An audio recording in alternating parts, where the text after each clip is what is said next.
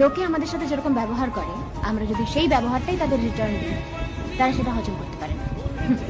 আর তখনই তুমি বাজে হয়ে যাবে তাদের কাছে। শোনো, কারোর ওপর অন্ধবিশ্বাস করা উচিত না, কারণ একজন অন্ধ মানুষও যখন দেখতে শেখে তখন সে প্রথমে ওই লাঠিটাকেই ফেলে যে লাঠিটা এতদিন তার সাথে ছিল। পরকে আপন বানানো অনেক সোজা, কিন্তু আপনকে আপন বানিয়ে রাখা অনেক বেশি কঠিন। এখন চুপ থাকবে, লোকে বোকা ভাববে, যে মুখ খুলবে লোকে সহ্য হবে না।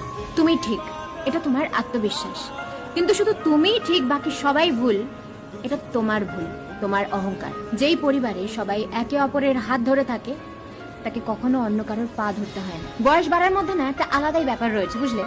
চোখ ঝাপসা হয়ে যায় ঠিকই, কিন্তু মানুষকে ঠিক চেনা যায়। মানুষ হলো অনেকটা আয়নার মতন, যখন ভালো থাকে তখন সবাই দেখে চলে যায়, কিন্তু যখন ভেঙে পড়ে তখন সবাই পাশ কাটিয়ে চলে যায়। তখন সম্পর্ক যাই হোক না কেন, একটা জিনিস মাথায় রেখো, যার কাছ থেকে তুমি আশা করবে সেই তোমার জীবনে তামাশা করবে।